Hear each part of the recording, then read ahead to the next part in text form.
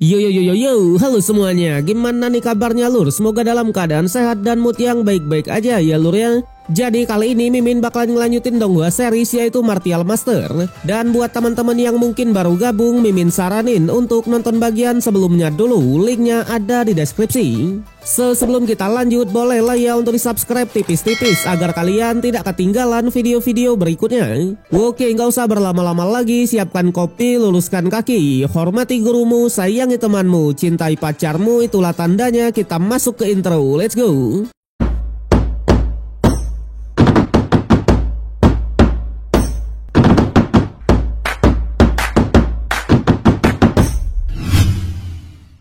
Cerita berlanjut, di mana pertarungan antara senior Hua dan Xian Yu pun masih berlangsung.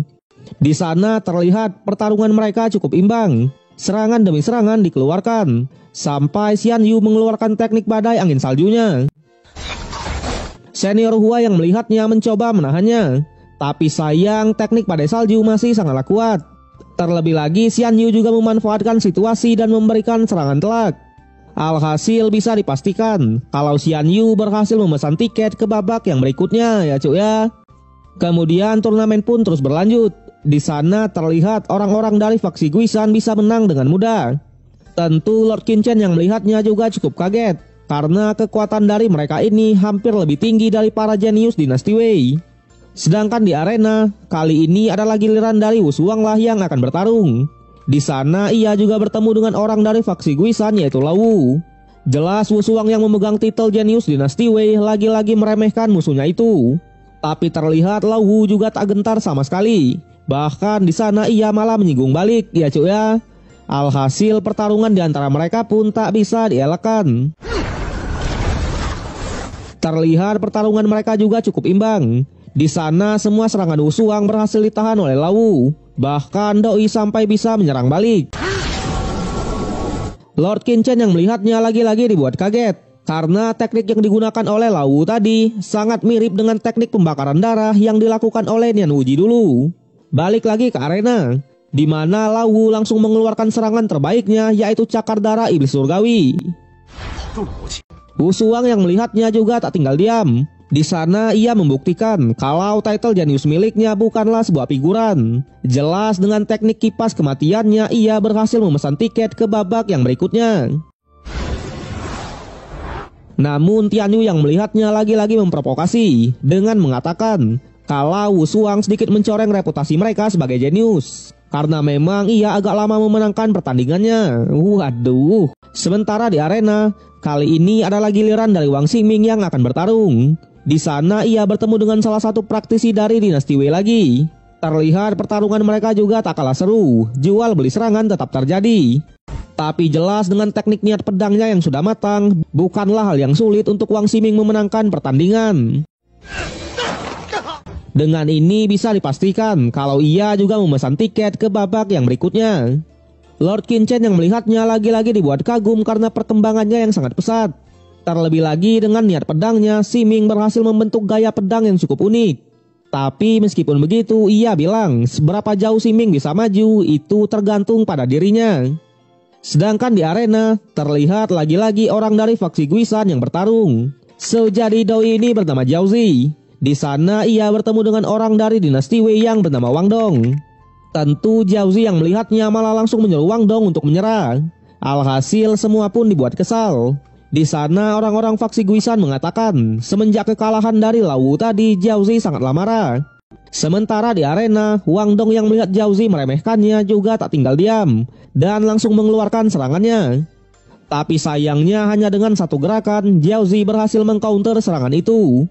Bahkan di sana semua serangan dari Wang Dong masih dengan mudah ia hindari. Tak hanya itu, terlihat teknik terkuat milik Wang Dong juga tak mempan sama sekali ya cuk ya. Waduh. Jelas Doi yang melihatnya berniat untuk menyerang. Tapi sayang Jiao Zi tetap memberikan serangannya. Sekaligus ia memesan tiket ke babak yang berikutnya.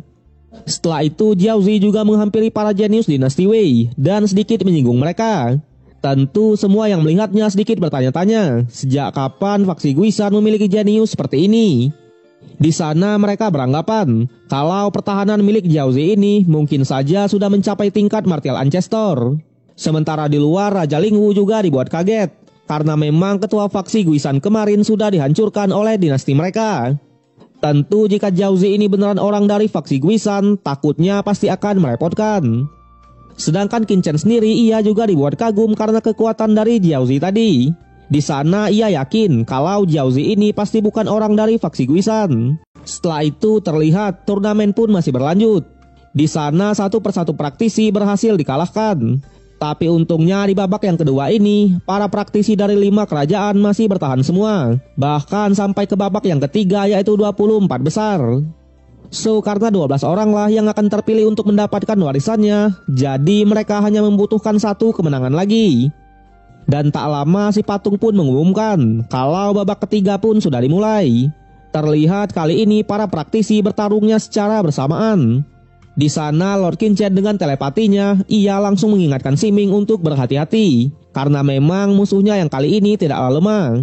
Tentu ia menyarankan agar Siming memanfaatkan teknik niat pedangnya. Siming pun mengiyakan. Sementara di arena sebelah, terlihat Tiandu bertemu dengan seorang praktisi yang bernama Lin Kong. Di sana seperti biasa, Doi lagi-lagi menyombongkan diri dan menyuruh Lin Kong untuk segera menyerah. Tapi jelas Lin Kong menolak dan langsung mengeluarkan tombak zilongnya ya cuk ya. Wede. Alhasil pertarungan mereka pun tak bisa dielakkan. Terlihat pertarungan mereka juga sangatlah imbang. Jual beli serangan langsung terjadi. Tapi jelas Tiandu masih mendominasi.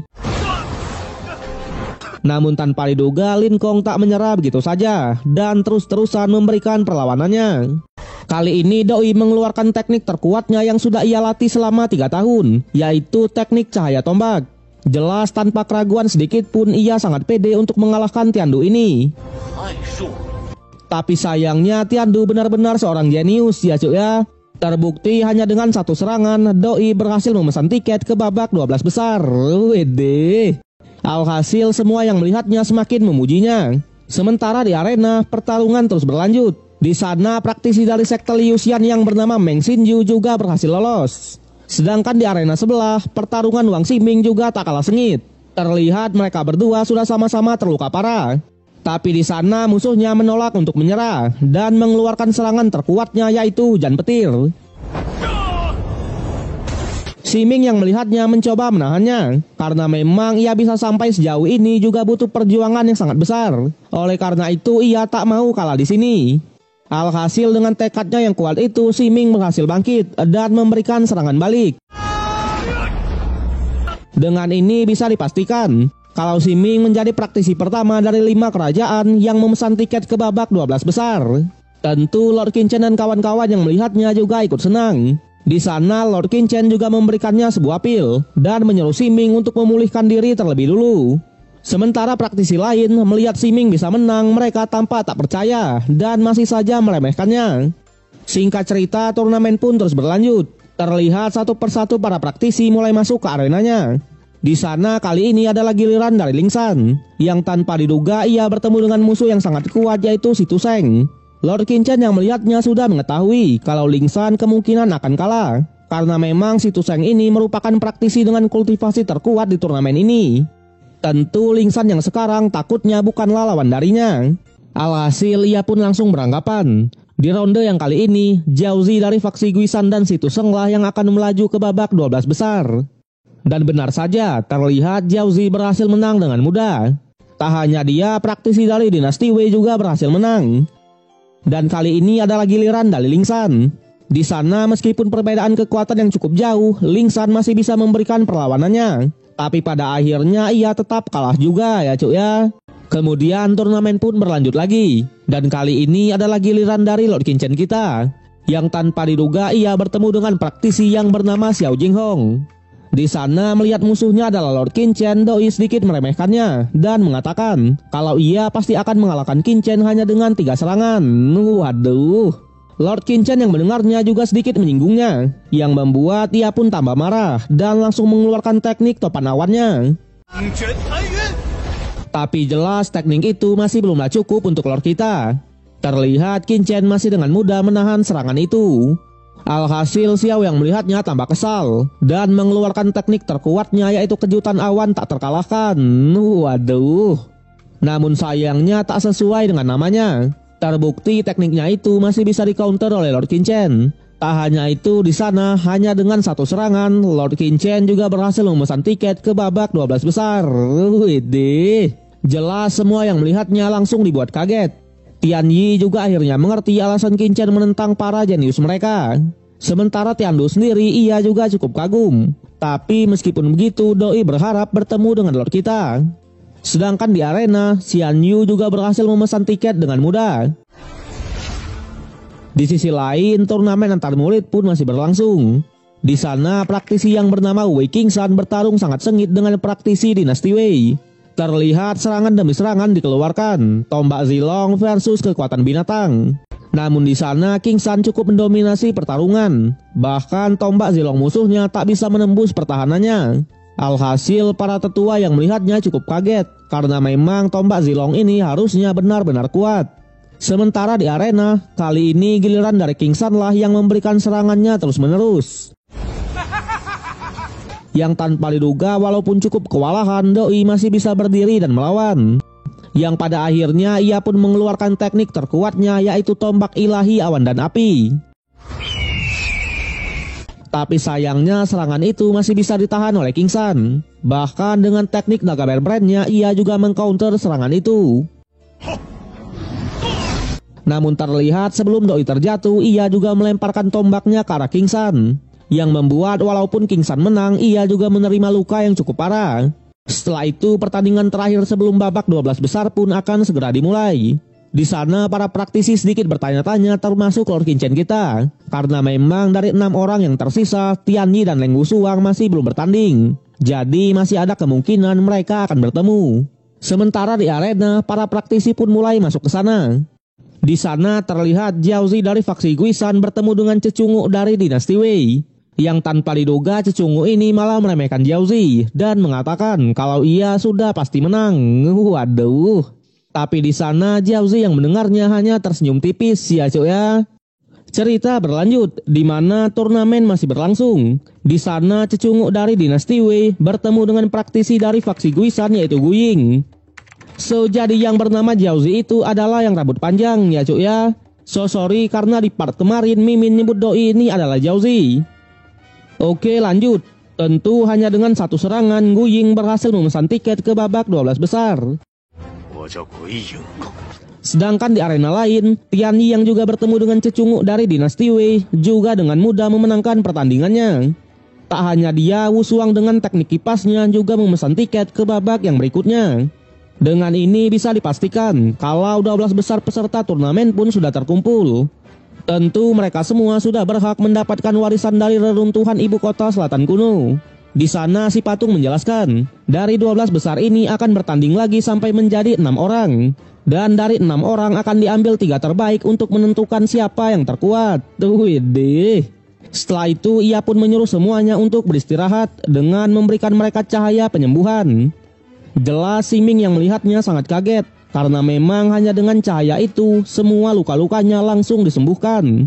Lord Qinchen yang melihatnya juga dibuat kaget, karena memang untuk melakukan penyembuhan seperti ini sangatlah sulit. Bahkan alkemis kelas 9 pun mungkin tak bisa melakukannya. Kemudian setelah beristirahat, babak 12 besar pun akhirnya dimulai. Di sana Tiandu bertemu dengan Yuan Feng dari 5 kerajaan. Sedangkan Lord Qinchen akan melawan Meng Jingsu dari dinasti Wei. Dan terakhir Tian Yi akan berhadapan dengan Wei Qingsan. Jelas para tetua yang melihatnya cukup senang, karena menurut mereka Yuan Feng dan Lord Qinchen pasti akan tersingkir. Sementara di arena pertarungan pun langsung dimulai. Di sana lagi-lagi Jingsu meremehkan Lord Qinchen kita. Tentu dengan teknik tubuh binatangnya ia langsung memberikan serangannya tanpa ampun. Tapi jelas Lord Qinchen masih dengan mudah mengcounter serangan itu. Yang pada akhirnya melihat musuh yang cukup kuat, Doi pun menggabungkan teknik binatangnya dengan teknik tubuhnya. Lord Qinchen yang melihatnya juga tak tinggal diam dan langsung memberikan serangannya. Alhasil serangan itu membuat Jingsu tambah marah. Dan kali ini Doi mengeluarkan teknik menghilang 1000 tangannya. Namun sayangnya this is Lord Santuy Qinchen ya cuy ya. Widih. Tentu masih dengan mudah Lord Qinchen menghindari serangan itu. Heinu yang melihatnya juga dibuat kaget dengan pergerakan dari Lord kita. Sedangkan di arena, Lord Qin Chen langsung mengcounter serangan itu menggunakan bloodline petirnya. Terlihat teknik 1000 tangan perlahan mulai menghilang. Tak hanya itu, bloodline petir milik Lord Qin Chen juga berhasil menggores pertahanan tubuh binatang milik musuhnya itu. Jelas hal itu membuat Wu Shuang cukup kaget. Sementara Jingsu sendiri, doi yang memang keras kepala pun menolak untuk menyerah dan tetap memberikan serangan badaknya. Lord Qin Chen yang melihatnya juga dengan senang hati meladeninya.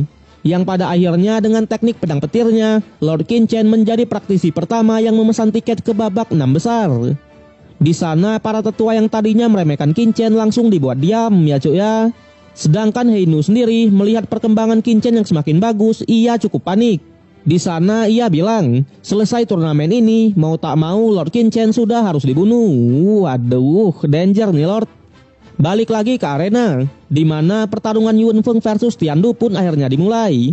Di sana melihat Tiandu yang sangat sombong, Yun Feng sangat kesal dan langsung memberikan serangannya. Tapi sayangnya Tiandu masih terlalu kuat. Bahkan teknik 1000 bayangannya tak mampu menembus pertahanan dari Tiandu. Yang pada akhirnya hanya dengan satu serangan, Tiandu berhasil menyusul Lord Qin Chen kita ke babak 6 besar. Sementara di arena lain, pertarungan Tianyi versus Wei Qingsan juga tak kalah seru.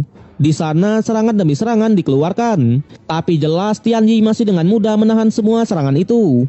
Yang pada akhirnya ia pun mengeluarkan teknik api kuningnya. Namun tanpa diduga, teknik api kuningnya itu berhasil ditahan oleh Wei Qingsan. Tentu semua yang melihatnya dibuat kaget. Sedangkan Qingsan sendiri ia sangat senang, bahkan ia sampai bilang kalau pertahanannya sudah setara dengan ranah martial ancestor. Alhasil Tianyi yang mendengarnya tambah kesal, yang pada akhirnya ia pun bertarung serius dengan mengeluarkan teknik Kaisar Naga Bear-Brand-nya. Waduh. Yang sudah jelas dengan teknik tersebut, Doi berhasil mengamankan slot ke babak berikutnya. Di sana sebelum pergi, Doi juga bilang, untuk melawan dirinya, setidaknya seseorang harus memasuki ranah martial ancestor tahap menengah. Waduh. Para tetua yang melihatnya juga dibuat kaget dengan kekuatan dari Tianyi tadi. Di sana mereka beranggapan kalau Tianyi pasti akan masuk ke babak 3 besar. Setelah itu turnamen pun masih berlanjut. Terlihat Wu Shuang lagi-lagi bertemu dengan cecunguk dari dinasti Wei. Sementara Ximing dan Xian Yu mereka malah bertemu dengan praktisi dari faksi Guisan ya cuk ya. Di sana Xian Yu bertemu dengan Gu Ying, sedangkan Ximing akan bertemu dengan Jiao Zi. Tentu tanpa basa-basi lagi pertarungan pun langsung dimulai. Di sana terlihat pertarungan cukup didominasi oleh Jiao Zi. Tapi jelas Ximing tak menyerah begitu saja dan tetap memberikan perlawanannya. Sementara di arena lain, Wu Shuang yang bertemu dengan cecunguk pun langsung memenangkan pertandingannya dengan mudah. Sedangkan Xian Yu sendiri ia langsung dibuat kaget karena terlihat Gu Ying mengeluarkan teknik tak terlihatnya. Di sana para tetua yang melihatnya langsung beranggapan kalau Xian Yu sudah pasti kalah. Karena memang tak bisa dipungkiri, dengan ranah Xian Yu yang sekarang ia tak akan bisa merasakan keberadaan dari musuhnya. Tapi sayangnya anggapan mereka itu langsung dipatahkan karena terlihat di arena Xian Yu berhasil menahan serangan itu. Bahkan ia langsung mengcounternya menggunakan teknik hujan pedangnya. Alhasil semua yang melihatnya dibuat kaget. Terlebih lagi di pertarungan dengan teknik hujan saljunya, Xian Yu berhasil memesan tiket ke babak 6 besar. Sementara Ximing sendiri, Doi yang bertemu dengan Lao Zi sangat kewalahan. Yang pada akhirnya mau tak mau ia pun harus mengakui kekalahannya dan gugur di babak 12 besar ini. So jadi dengan ini semua peserta yang ada di babak 6 besar pun sudah terkumpul. Di sana ada Lord Qin Chen, Tianyi, Tiandu, Wu Shuang, Yun Su dan juga Lao Zi. Kemudian si patung pun langsung melanjutkan turnamennya, yang dimana langsung mempertemukan Xian Yu dengan murid terkuat yaitu Tianyi. Jelas para tetua yang melihatnya cukup antusias, karena memang sebelumnya Xian Yu pernah menolak ajakan Tianyi untuk menjadi pelayannya. Sedangkan di arena, seperti biasa Tianyi langsung meremehkan musuhnya itu, dan mengatakan kalau Xian Yu sama sekali bukanlah lawan darinya. Aduh. Xian Yu yang mendengarnya juga tak gentar sama sekali. Bahkan ia malah mengatakan kalau ia ingin melihat seberapa besar kekuatan dari Tianyi ini. Alhasil tanpa basa-basi lagi, ia pun langsung mengeluarkan teknik 1000 pedangnya. Tapi jelas Tianyi masih dengan mudah menahan serangan itu. Dan kali ini ia langsung mengeluarkan teknik Kaisar Naga Bear-Brand-nya. Xian Yu yang melihatnya juga tak tinggal diam. Di sana ia lagi-lagi mengeluarkan teknik saljunya dan mengcounter serangan itu. Jelas hal itu membuat Tian Yi cukup kaget, yang pada akhirnya ia pun mengeluarkan teknik tinju 1000 bayangan. Namun tanpa diduga Xian Yu masih bisa menahan serangan itu. Alhasil Tian Yi pun sedikit memujinya. Tapi meskipun begitu, kali ini Doi langsung mengeluarkan salah satu teknik terkuatnya, yaitu tinju kaisar tak terkalahkan. Waduh. Para tetua yang melihatnya cukup kaget, karena memang teknik tinju kaisar tak terkalahkan ini dirumorkan adalah teknik terkuat. Dan benar saja, terlihat di arena Xian Yu yang mencoba menahan serangan itu pun langsung dibuat terpental. Dan dengan ini bisa dipastikan kalau Tian Yi adalah orang pertama yang memesan tiket ke babak 3 besar. Di sana Tian Yi yang melihatnya lagi-lagi menawarkan agar Xian Yu mau menjadi pelayannya. Tapi jelas Xian Yu tetap menolak. Bahkan ia sampai bilang, jika saja Tian Yi tidak lebih tua darinya, ia pasti akan memenangkan pertarungan ini. Setelah itu semua penonton pun langsung dibuat kaget, karena ternyata pertandingan berikutnya langsung mempertemukan Lord Qin Chen dengan sang jenius dari sekte Liu Xuan yaitu Tiandu. Di sana Tiandu yang melihatnya langsung meremehkan Lord Qin Chen kita dan bahkan menyuruhnya untuk menyerah. Tapi jelas Lord Qin Chen menolak ya cuy ya. Di sana ia juga sedikit menyinggung balik dan mengatakan takutnya Tiandu tak akan bisa menahan semua serangannya. Widih, Lord Qin Chen nih bos. Kita berlanjut di mana pertarungan Lord Qin Chen versus Tiandu akan segera dimulai. Di sana semua langsung dibuat kaget setelah melihat Lord Qin Chen meremehkan Tiandu juga. Bahkan Qin Chen sampai menyuruhnya untuk menyerah. Jelas Tiandu yang mendengarnya hanya tertawa dan mengatakan kalau Qin Chen adalah orang pertama yang berani meremehkannya.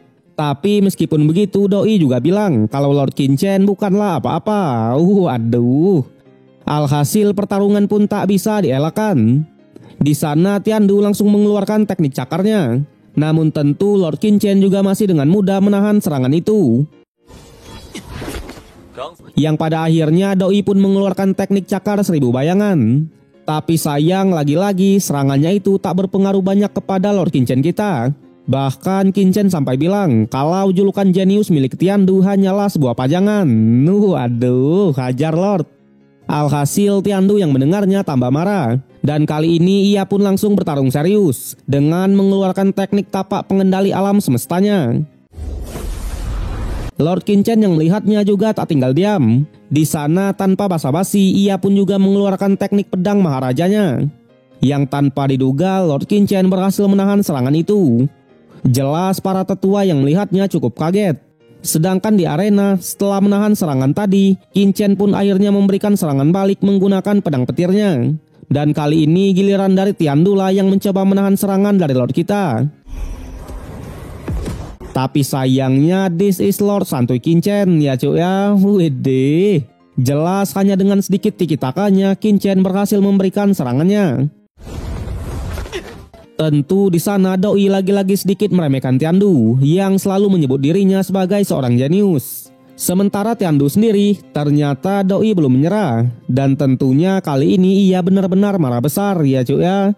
Terlihat di sana ia pun langsung memberikan serangannya terus-menerus. Sedangkan di luar Biu yang melihatnya sangat kaget karena memang kekuatan Tiandu ini adalah tingkat martial ancestor. Yang ternyata Tiandu hanya butuh satu langkah lagi agar ia bisa menyentuh ranah tersebut. Sementara para tetua sekte Liu Xian juga mengatakan kalau kemungkinan Tiandu akan menyentuh ranah martial ancestor paling lama 3 bulan lagi. Jelas dengan Tiandu sudah mengeluarkan kekuatan yang sebenarnya, mereka sangat pede untuk menang. Balik lagi ke arena, di mana Tiandu masih meremehkan Lord Qin Chen kita dan mengatakan dengan kekuatan Qin Chen yang sekarang, di matanya Qin Chen hanyalah seekor semut rendahan. Waduh, Lord. Alhasil ia pun langsung memberikan serangannya tanpa ampun. Tapi terlihat Qin Chen masih bisa menghindari semua serangan itu. Yang pada akhirnya Tiandu pun mengeluarkan teknik tapak dewa angsanya. Yang tanpa diduga lagi-lagi Lord Qin Chen bisa menahannya ya cuy ya. Tak hanya itu Doi juga sedikit meremehkan serangan Tiandu tadi. Jelas para tetua yang melihatnya sangat kaget. Karena memang serangan Tiandu tadi seharusnya bisa mengalahkan praktisi di ranah martial ancestor. Tapi Lord Qin Chen malah menghancurkannya begitu saja. Sedangkan di arena, Tiandu masih terus-terusan memberikan serangannya tanpa ampun. Dan terlihat kali ini Lord Qin hanya memasang mode bertahan. Para tetua yang melihatnya langsung mengatakan kalau Tiandu menggunakan teknik tubuh abadi dari sekte Liu Xian. Terbukti di sana kekuatannya terus meningkat bahkan sampai 2 kali lipat. Tapi sayangnya lagi-lagi Lord Qin bisa menahan semua serangan itu. Sontak para tetua juga dibuat kaget. Karena menurut mereka Qin hanya ingin mengulur waktu sampai efek dari teknik tubuh abadinya menghilang. Dan benar saja, di arena ketika efek tubuh abadinya sudah hilang, Lord Qin langsung mengeluarkan bloodline petirnya, yang tanpa diduga ia malah berhasil menerobos kerana mistik tahap akhir. Jelas di sana tanpa basa-basi lagi, ia pun langsung menebaskan pedang petirnya. Namun Tiandu yang melihatnya juga tak tinggal diam dan langsung mengcounter serangan itu menggunakan teknik jari abadinya. Yang tanpa diduga Doi juga berhasil menahan serangan dari Lord Qin. Tentu dengan penuh amarah Tiandu lagi-lagi terus memberikan serangannya. Para penonton yang melihatnya dibuat antusias karena memang sudah bertahun-tahun mereka tak melihat pertarungan antar jenius yang sesengit ini. Sedangkan Heinu sendiri ia juga cukup kaget karena Qin bisa bertarung imbang padahal belum mencapai ranah martial ancestor. Di sana ia beranggapan kalau Qin pasti memiliki rahasia besar. Sama halnya dengan Tianyi dan Wushuang. Melihat pertarungannya mereka juga sedikit kaget dengan kekuatan dari Lord kita. Sementara di arena pertarungan masih terus berlanjut. Di sana akhirnya Tiandu pun mengeluarkan salah satu teknik terkuatnya yang katanya akan ia gunakan pada saat melawan Tianyi atau Wushuang. Tapi karena Lord Qin adalah lawan yang kuat, ia pun memutuskan untuk mengeluarkannya sekarang. Dan ternyata itu adalah teknik penggabungan bloodline. Para penonton yang melihatnya langsung beranggapan kalau Qin sudah pasti kalah. Bahkan Heinu juga berpikiran hal yang sama. Dan yang ia takutkan jika Qin kalah maka api iblis teratai hijaunya akan meledak. Tapi sayangnya anggapan mereka itu langsung dibungkam. Karena terlihat dengan teknik pedang petirnya Lord Qin malah berhasil mengcounter serangan itu dan memberikan serangan telak. Alhasil semua lagi-lagi dibuat kaget. Namun tentu Tiandu sendiri masih menolak untuk menyerah. Jelas setelah menerima serangan tadi ia sangat marah. Bahkan Doi sampai mengeluarkan teknik 9 surga abadinya. Para tetua yang melihatnya awalnya melarangnya karena memang teknik itu adalah teknik terlarang dari sekte Liu Xian, yang dimana untuk menggunakannya membutuhkan darah dan kekuatan sejati. Tak hanya itu resikonya juga sangatlah besar, yaitu dapat menyebabkan kerusakan tubuh yang bahkan tak bisa disembuhkan sama sekali.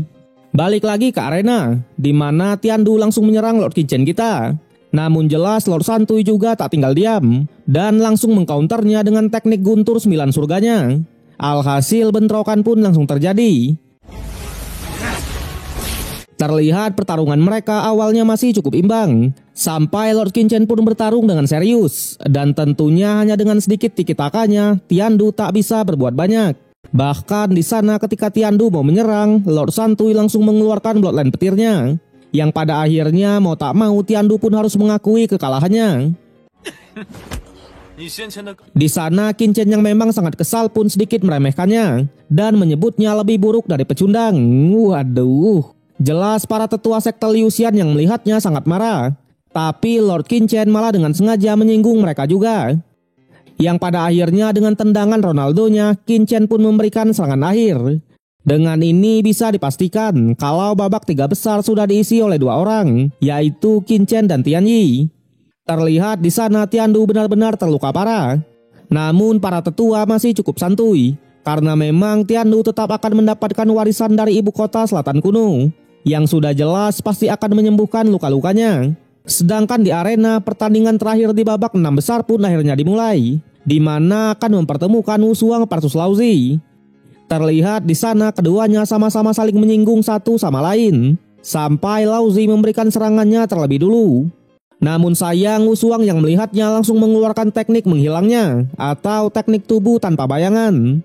Alhasil para penonton yang melihatnya cukup antusias dan langsung beranggapan kalau Wushuang lah yang pasti menang. Sedangkan di arena Wushuang yang memang udah menghilang pun langsung meremehkan Laozi lagi. Namun jelas Laozi juga tak tinggal diam. Di sana ia mengeluarkan teknik Susanunya Yang tanpa diduga dengan teknik itu Doi bisa langsung menemukan keberadaan dari Wushuang. Alhasil Wushuang yang melihatnya sangat kaget sekaligus marah besar. Sementara Laozi sendiri ia langsung mengatakan kalau ia pasti akan mengalahkan Wushuang ini. Waduh. Tentu pertarungan pun kembali dilanjutkan. Dan kali ini Wushuang langsung mengeluarkan salah satu teknik andalannya, yaitu teknik kipas 6 harmoni. Namun lagi-lagi Laozi yang melihatnya juga tak tinggal diam. Jelas Doi langsung mengcounternya dengan teknik tinju iblis buminya. Di sana Wushuang yang melihatnya masih sangat pede kalau tekniknya ini tak bisa dikalahkan. Namun hal itu malah membuat Laozi semakin semangat dan mengeluarkan serangan lagi. Cerita berlanjut di mana pertarungan Wushuang versus Laozi masih berlangsung. Di sana melihat Laozi yang bisa menahan serangannya, Wushuang cukup kaget. Yang pada akhirnya ia pun mengeluarkan pulpotennya. Sontak para penonton yang melihatnya juga dibuat kaget. Karena ternyata Wushuang ini sudah berada di ranah setengah langkah martial ancestor. Di arena tanpa basa-basi lagi, ia pun langsung mengeluarkan teknik kipas segala penjurunya. Waduh. Namun Laozi yang melihatnya juga tak gentar sama sekali. Yang ternyata Doi juga sudah berada di ranah setengah martial ancestor ya cuy ya. Alhasil semua yang melihatnya lagi-lagi dibuat kaget. Sedangkan di arena pertarungan mereka masih cukuplah sengit. Serangan demi serangan dikeluarkan. Yang pada akhirnya Laozi pun mengeluarkan teknik bloodline Raja Iblisnya. Yang membuat mau tak mau Wushuang pun terkena serangan telak. Dan dengan ini bisa dipastikan kalau Laozi berhasil memesan tiket ke babak 3 besar. Jelas semua yang melihatnya masih tak percaya kalau Wushuang bisa dikalahkan. Terlebih lagi dua jenius dari dinasti Wei sama-sama dikalahkan oleh praktisi dari 5 kerajaan. Oleh karena itu murid-murid dari dinasti Wei sampai menuduh kalau 5 kerajaan berbuat curang. Waduh.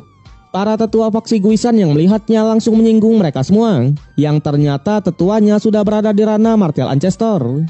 Tentu lagi-lagi semua dibuat kaget. Karena memang 5 kerajaan ini bisa dibilang adalah benua kecil. Jelas praktisi yang berada di ranah martial ancestor sangatlah langka. Raja Lingwu yang melihatnya juga masih sangatlah yakin kalau orang-orang dari faksi Guisan bukanlah dari 5 kerajaan. Balik lagi ke arena, di mana si patung mengatakan soal peraturan di pertandingan 3 besar ini. Yang di mana akan ada 1 orang yang menunggu di babak final. Dan 2 orang lainnya akan bertarung untuk memperebutkan tiket ke babak tersebut. Yang tanpa diduga orang yang menunggu di babak final adalah Lord Qin Chen kita ya cuy ya. Dengan ini Tianyi dan Laozi lah yang akan bertarung untuk memperebutkan tiket melawan Qin Chen. Terlihat di sana mereka langsung masuk ke arena. Jelas seperti biasa Tianyi langsung meremehkan musuhnya itu. Laozi yang mendengarnya juga tak gentar sama sekali. Bahkan ia langsung mengeluarkan teknik bloodline Raja Iblisnya. Tianyi yang melihatnya juga tak tinggal diam dan mencoba mengcounternya menggunakan teknik tapak kaisarnya. Alhasil bentrokan pun tak bisa dielakkan. Di sana para penonton yang melihatnya dibuat antusias. Karena menurut mereka pertarungan ini sudah seperti pertarungan antar ranah martial ancestor. Sementara di arena terlihat bentrokan mereka tadi berakhir imbang. Di sana Tianyi yang melihatnya akhirnya mengerti kenapa Wushuang bisa kalah. Jelas Doi sedikit memuji musuhnya itu. Bahkan ia sampai bilang, dengan kekuatan Laozi yang seperti ini, ia bisa saja langsung menyabet gelar jenius jika berada di dinasti mereka. Namun meskipun begitu, Doi malah tambah semangat untuk mengalahkannya. Di sana tanpa basa-basi lagi, Tianyi pun langsung mengeluarkan salah satu teknik terkuatnya, yaitu teknik rahasia kaisar. Sontak semua yang melihatnya dibuat kaget dan langsung beranggapan kalau Laozi sudah pasti kalah. Tapi di arena Laozi yang melihatnya lagi-lagi tak gentar sama sekali ya cuy ya. Di sana ia juga langsung mengeluarkan teknik terkuatnya, yaitu teknik terlarang darah. Alhasil lagi-lagi semua dibuat kaget, bahkan Tianyi itu sendiri. Namun meskipun begitu Tianyi tetap memberikan serangannya, yang membuat bentrokan pun terjadi lagi. Yang tanpa diduga bentrokan kali ini dimenangkan oleh Laozi ya cuy ya. Dengan ini bisa dipastikan kalau Laozi memesan tiket ke babak grand final dan akan bertemu dengan Lord Qin Chen kita. Sontak semua yang melihatnya lagi-lagi dibuat kaget. Kemudian babak grand final pun langsung dimulai. Di sana sebelum bertarung, Laozi yang sudah melihat kekuatan Lord Qin Chen sebelumnya malah mengajak Qin Chen untuk masuk ke sektenya. Tak hanya itu, ia juga menjanjikan jika Lord Qin Chen mau, ia akan langsung diangkat menjadi murid inti dan bisa menikmati semua sumber daya yang ada. Lord Qin Chen yang mendengarnya langsung mengingatkan kalau dialah yang membunuh tuan muda faksi Guisan. Tapi Laozi tak peduli, karena memang jika Lord Qin Chen mau bergabung, ia bisa saja melupakan masa lalu itu. Terlebih lagi dengan kekuatan Qin Chen yang sekarang, seharusnya ia bisa mengetahui identitas aslinya. Tetua faksi Guisan yang melihatnya awalnya cukup kaget. Tapi para pasukan bertopeng di sana sedikit mengancamnya, yang membuat ia pun tak bisa berbuat banyak. Sedangkan Qin Chen sendiri, tanpa diduga ia malah menyuruh Laozi untuk menyerah terlebih dulu. Tentu jika pembagian warisannya sudah selesai, ia akan mempertimbangkan tawaran tadi. Tapi jelas Laozi menolak ya cuk ya, yang pada akhirnya mau tak mau pertarungan pun tak bisa dielakkan. Lord Qin Chen yang melihatnya juga tak gentar sama sekali. Di sana tanpa basa-basi lagi, ia pun mengeluarkan bloodline petirnya dan melemparkan shurikennya. Namun tentu serangan itu bukanlah hal yang sulit bagi Laozi. Terbukti hanya dengan tiki-takanya ia bisa langsung mengcounternya. Di sana melihat Lord Qin Chen yang hanya berada di ranah mistik tahap akhir, Laozi juga sedikit meremehkannya. Yang pada akhirnya Qin Chen pun bertarung serius dan membuktikan kapabilitasnya sebagai praktisi jenius.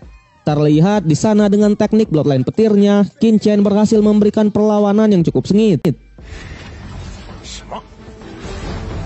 Tak hanya sengit, Doi juga berhasil menyudutkan Laozi dengan menguncinya di teknik petir miliknya. Sontak para pasukan faksi Guisan yang melihatnya hanya terdiam. Sementara di arena, kali ini Lord Qin Chen benar-benar no mercy ya cuk ya. Terbukti di sana ia terus-terusan mengeluarkan combo-wombonya. Tapi tanpa diduga, Laozi juga membuktikan kapabilitasnya. Di sana setelah terkena serangan yang telak tadi, ia masih bisa bertahan. Dan kali ini tanpa basa-basi lagi, ia pun malah membuka topeng miliknya dan menunjukkan identitasnya. Alhasil pertarungan di antara mereka pun kembali dilanjutkan. Di sana Lord Qin Chen yang melihatnya juga langsung mengeluarkan teknik jalan petunjuk keabadiannya. Laozi yang melihatnya awalnya masih bisa menghindari serangan itu.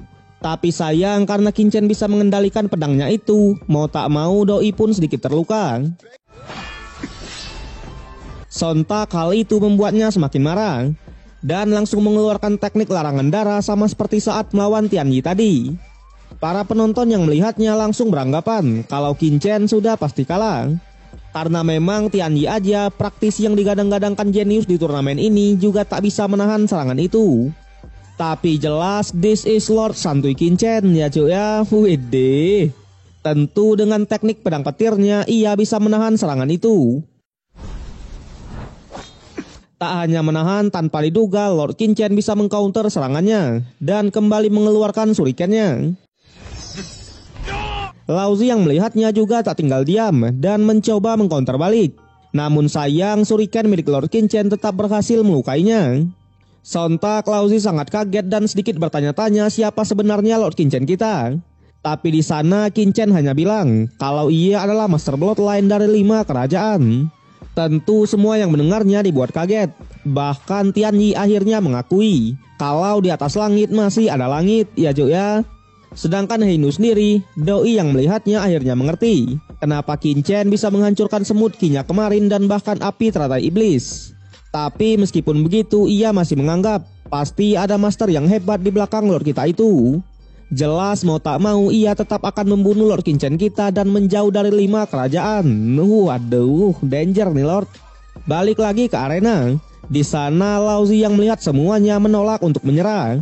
Tentu melihat Qin Chen yang memang lawan yang layak, ia pun akhirnya mengeluarkan full potennya dengan mengaktifkan metode pembakaran darah. Tianyi yang melihatnya cukup kesal karena memang saat pertarungannya tadi, Laozi ternyata belum mengeluarkan kekuatan yang sebenarnya. Jelas di sana ia berpikiran kalau gelar jenius miliknya hanyalah lelucon belaka. Waduh. Sedangkan di arena, Laozi yang sudah dalam mode terkuatnya langsung menyerang Lord Qin Chen tanpa ampun. Lord Qin Chen yang melihatnya juga dibuat kaget karena memang kecepatan dari Laozi ini meningkat 2 kali lipat. Tapi meskipun begitu, Lord Santuy masih bisa mengatasinya. Bahkan ia mencoba memberikan serangan balik, yang pada akhirnya Laozi pun mengeluarkan teknik iblis pelahap surganya. Lord Qin Chen yang melihatnya tanpa diduga lagi-lagi bisa menghentikan serangan itu. Alhasil karena sudah cukup kesal, Laozi pun langsung mengeluarkan teknik terkuatnya dengan menarik seluruh energi iblis ke dalam tubuhnya. Para tetua faksi Guisan yang melihatnya langsung mengatakan kalau kali ini Lord Qin Chen pasti akan kalah, karena memang Laozi sudah benar-benar marah besar ya cuk ya. Waduh.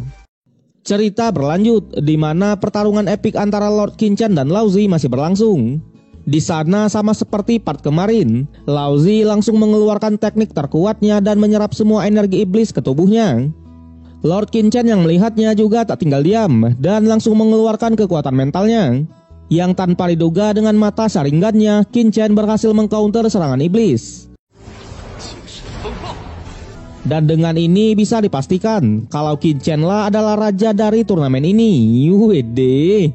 Sontak semua yang melihatnya dibuat kaget dan masih tak menyangka kalau pemenang turnamen ini adalah praktisi dari 5 kerajaan. Para tetua yang melihatnya juga menjelaskan kalau teknik Qin Chen barusan menyebabkan kesadaran Laozi menjadi bingung, yang pada akhirnya ia pun dikalahkan dalam sekejap. Sedangkan Laozi sendiri ia masih mencoba untuk melawan, tapi sayang tubuhnya berkata lain dan harus keluar dari arena. Kemudian si patung pun mengucapkan selamat kepada Lord Qin Chen kita karena sudah berhasil menjuarai turnamen ini.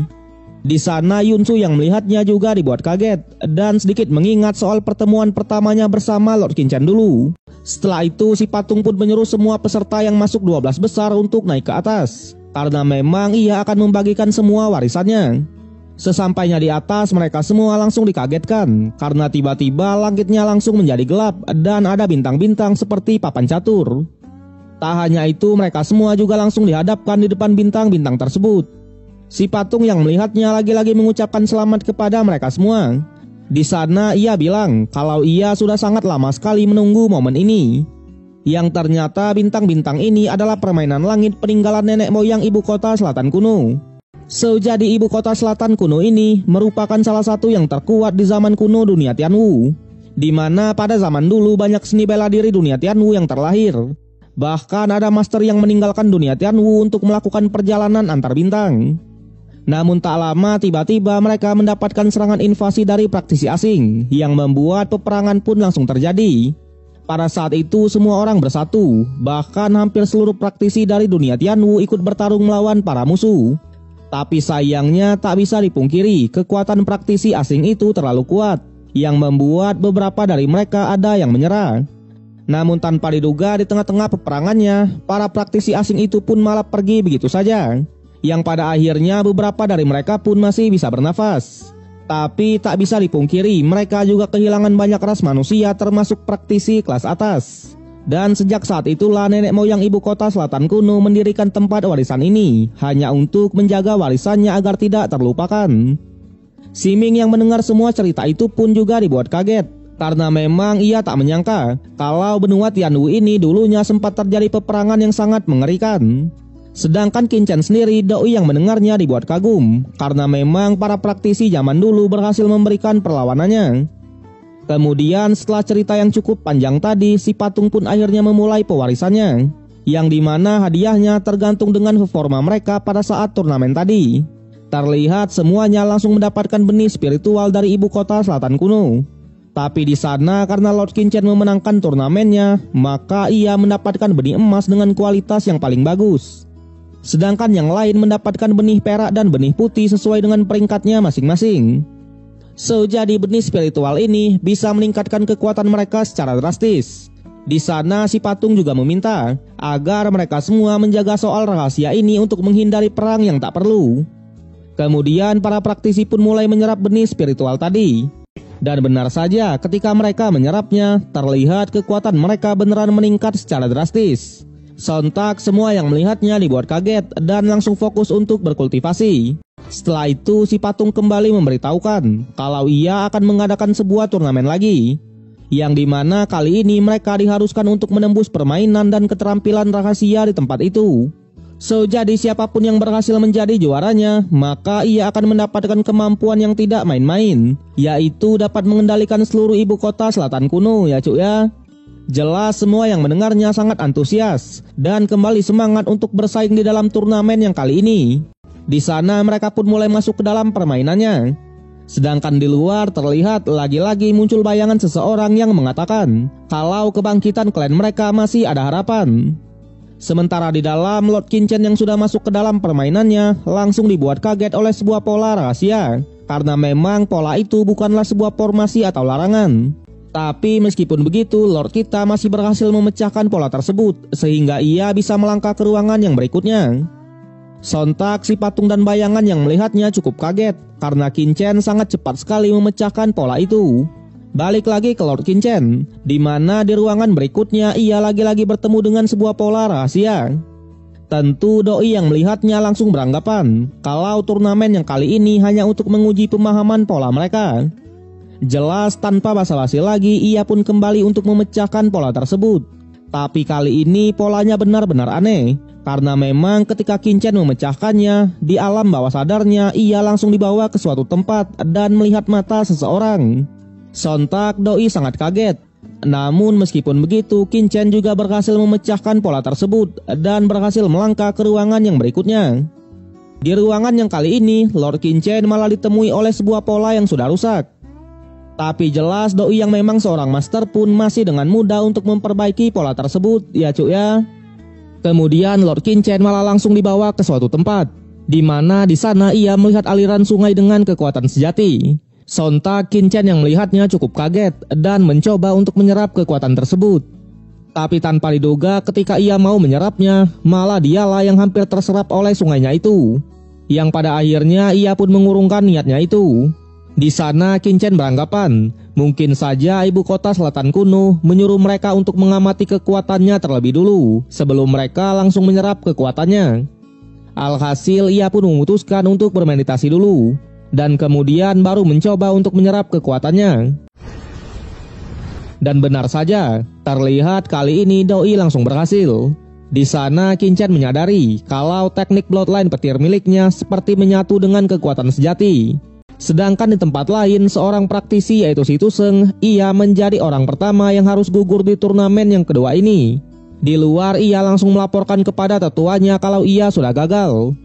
Tapi meskipun begitu, ia sudah mendapatkan banyak warisan termasuk teknik rahasia tingkat menengah.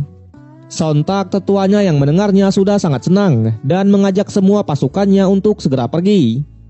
Tentu hal itu membuat para tetua lain cukup kaget karena sekte Wukong seperti terburu-buru sekali. Namun di sana ketika mereka mau mengejarnya, tetua yang lain menahannya karena menurutnya apa yang didapatkan oleh Si Tuseng bukanlah sesuatu yang bagus.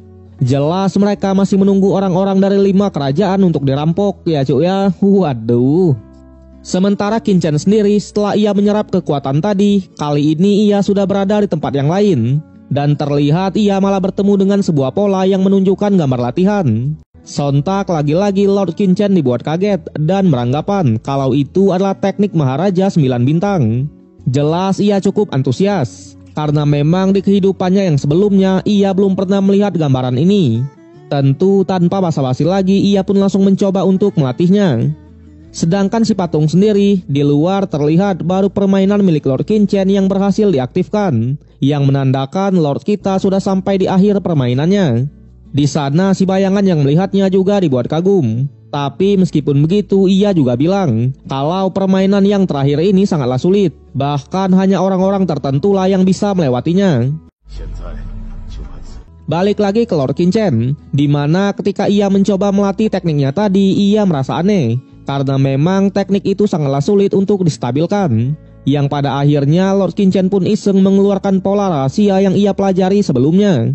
Yang tanpa diduga pola-pola rahasia sebelumnya memang disiapkan untuk permainan yang terakhir ini ya cuk ya. Terbukti Lord Qingchen akhirnya bisa mempelajari teknik tersebut. Sementara praktisi lain, terlihat di sana King San, Yuan Feng dan bahkan Siming juga sudah gugur dari turnamen yang kedua ini. Tapi meskipun begitu, mereka bertiga sama-sama sudah mendapatkan banyak warisan, termasuk teknik pedang iblis dari Wang Siming. Di sana ketika tetuanya mengajak Yuan Feng untuk segera pergi, sayangnya mereka langsung dihadang oleh para tetua yang lain. Jelas tujuan mereka cuma satu, hanya untuk merampok apa yang sudah didapatkan oleh Yuan Feng barusan. Waduh. Cerita berlanjut, di mana masih memperlihatkan keadaan di arena ibu kota selatan kuno. Di sana terlihat para tetua dari lembah Tianyuan langsung menghampiri Yuan Feng dan tetuanya. Tentu doi mengingatkan, karena Yuan Feng mendapatkan warisannya, ia tak boleh pergi dulu. Sontak Yuan Feng yang mengetahui niat mereka pun dibuat kesal. Namun para tetuanya malah tunduk dan tak berani macam-macam. Sementara para tetua ini mereka malah memutuskan untuk mundur terlebih dulu dan menunggu 3 sekte lain yang masih belum bergerak. Para tetua dari dinasti Wei yang melihatnya juga memutuskan untuk segera bergerak. Tapi bedanya target mereka adalah orang-orang dari 5 kerajaan, atau lebih tepatnya adalah kerajaan Qi.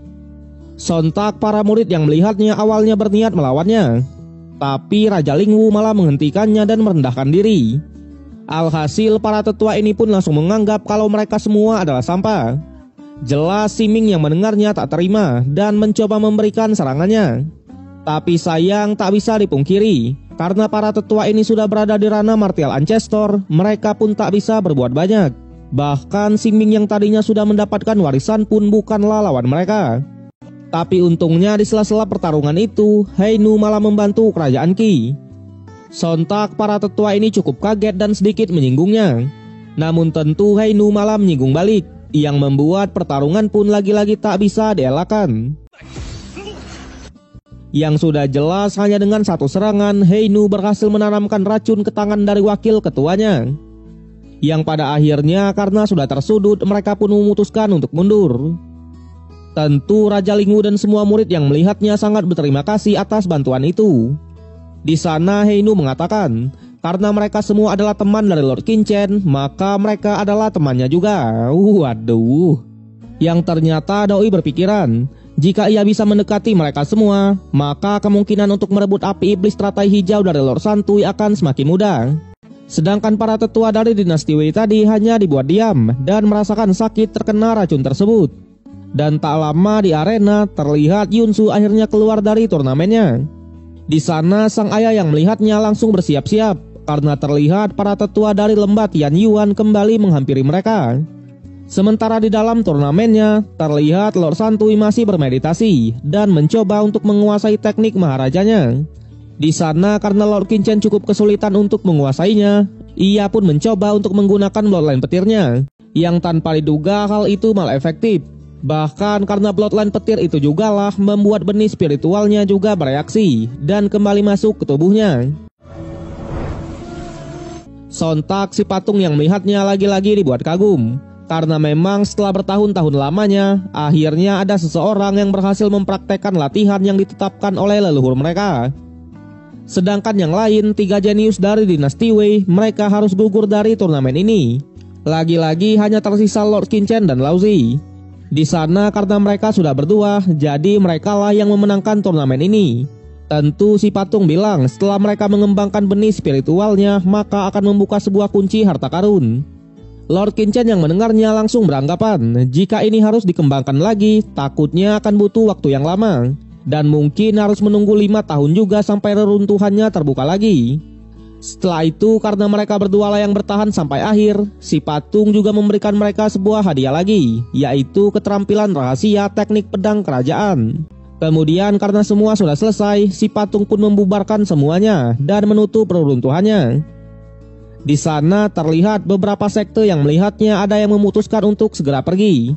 Tapi tentu ada beberapa sekte juga yang memutuskan untuk tetap di sini dan merampok satu sama lain. Sedangkan Qin Chen sendiri, doi yang melihat Heinu ada di kerajaan Qi-nya juga dibuat kaget dan sedikit bertanya-tanya. Tentu tanpa basa-basi lagi Heinu bilang, jika Lord Qin Chen mau mengembalikan api teratai iblisnya, ia berjanji akan melindungi seluruh kerajaan Qi-nya.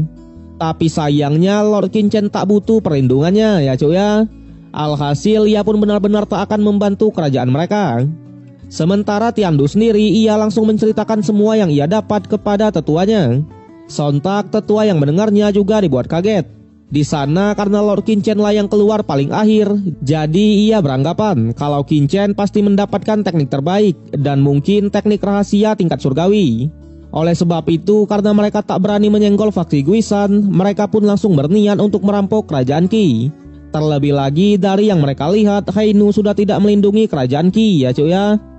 Di sana para tetua ini pun langsung menghampiri dan ingin memberikan kompensasi kepada Lord Santuy, karena memang pada saat turnamen tadi Qin Chen sudah mempermainkan murid di sektenya, termasuk melukai anaknya yaitu Kun Yun. Namun jelas Lord Qin Chen yang mendengarnya tak peduli, bahkan ia sedikit menyinggung sekte Liu Xian yang muridnya tak berkualitas sama sekali. Sontak para tetua pun semakin marah.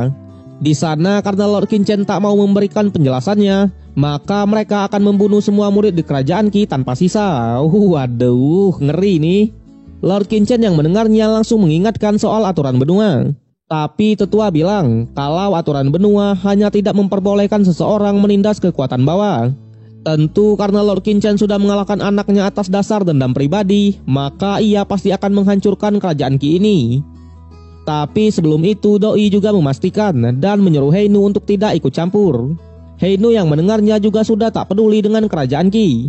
Namun di sana ia menolak untuk pergi dan memutuskan untuk menonton pertarungan mereka. Sontak hal itu membuat para tetua ini cukup ragu, karena takutnya nanti Heinu malah membantu kerajaan Qi. Sedangkan Qin Chen sendiri ia sudah dari tadi menyuruh Heinu untuk pergi.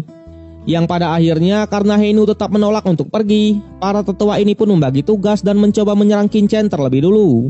Jelas mereka ingin melihat apakah Heinu bergerak atau tidak. Tentu tanpa basa-basi lagi, tetua Li yang memang memiliki dendam dengan Lord Qin Chen langsung memberikan serangannya. Tapi jelas Lord Qin Chen juga tak tinggal diam, dan dengan teknik pedang petirnya ia langsung mengcounter serangan itu. Alhasil bentrokan pun langsung terjadi. Sontak tetua Li yang melihat serangannya berhasil dihancurkan juga dibuat kaget. Yang pada akhirnya ia pun mulai bertarung serius dan mengeluarkan teknik cakar dewa anginnya. Namun lagi-lagi tak bisa dipungkiri, Lord Qin Chen yang memang sudah di-buff pun masih terlalu kuat ya cuy ya. Terbukti ia masih dengan mudah menghindari semua serangan itu. Yang pada akhirnya Lord Qin Chen pun mengeluarkan teknik bloodline petirnya. Tapi tanpa diduga tetua Li juga belum menyerah dan masih mencoba memberikan perlawanannya. Namun sayangnya perlawanannya harus terhenti, karena terlihat Lord Qin Chen sudah mengeluarkan teknik badai mental tingkat 5-nya. Alhasil dengan ini Doi pun harus dipermalukan dan dikalahkan oleh Lord Santuy. Jelas Qin Chen yang melihatnya sedikit meremehkannya. Sedangkan para murid yang lain melihat Lord Qin Chen yang sudah sangat kuat, mereka pun cukup kaget.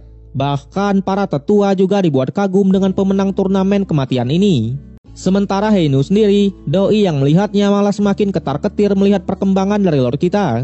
Jelas ia beranggapan jika Lord Qin Chen tak segera dibunuh, takutnya ia akan semakin kuat. Sedangkan tetua Gesuan yang melihatnya, tentu ia cukup marah atas apa yang dilakukan oleh Qin Chen barusan. Jelas tanpa basa-basi lagi ia pun akhirnya turun tangan dan menantang Lord Qin Chen untuk berduel. Di sana sebagai praktisi Derana Martial Ancestor tahap menengah, ia pun langsung memberikan tekanan yang sangat kuat kepada kerajaan Qi. Tapi sebelum itu Doi juga memberikan sebuah tawaran, di mana selagi Lord Qin Chen mau tunduk kepada sekte mereka, ia bisa saja mengampuni semua kerajaan Qi-nya. Namun meskipun begitu, ia tetap berniat untuk merampok warisan yang dimiliki oleh Lord Qin Chen. Sementara Qin Chen sendiri, jelas ia menolak untuk tunduk. Di sana ia sedikit menyinggung mereka dengan mengatakan kalau para jeniusnya aja hanyalah seorang sampah. Tak hanya itu, Qin Chen juga sedikit menghina tetua ini. Sontak hal itu membuat tetua Gesuan tambah marah dan langsung memberikan serangannya. Namun tentu hanya dengan sedikit tiki-takanya Lord Qin Chen bisa menahan semua serangan itu.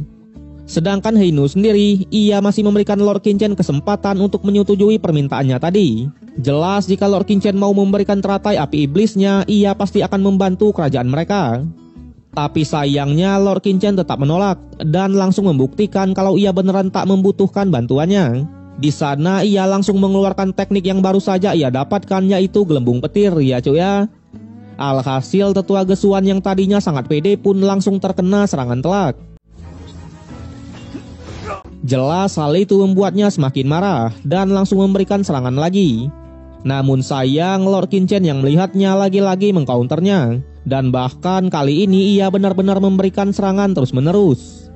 Yang pada akhirnya mau tak mau tetua Gesuan pun juga harus terjatuh. Sontak para murid yang melihat Lord Qichen bisa menang melawan para tetua pun cukup kaget dan masih tak percaya. Sedangkan tetua Gesuan sendiri, doi yang sudah kalah pun malah menuduh kalau Lord Qichen menggunakan teknik iblis. Sontak semua yang mendengarnya lagi-lagi dibuat kaget ya cuy ya. So, bagaimanakah kelanjutan dari Lord Qichen? Apakah ia dan kerajaan Qi-nya bisa keluar dari sini dengan selamat? Ataukah harus memakan korban? Tentu kita akan melanjutkannya di part yang ke-29. Arigatou.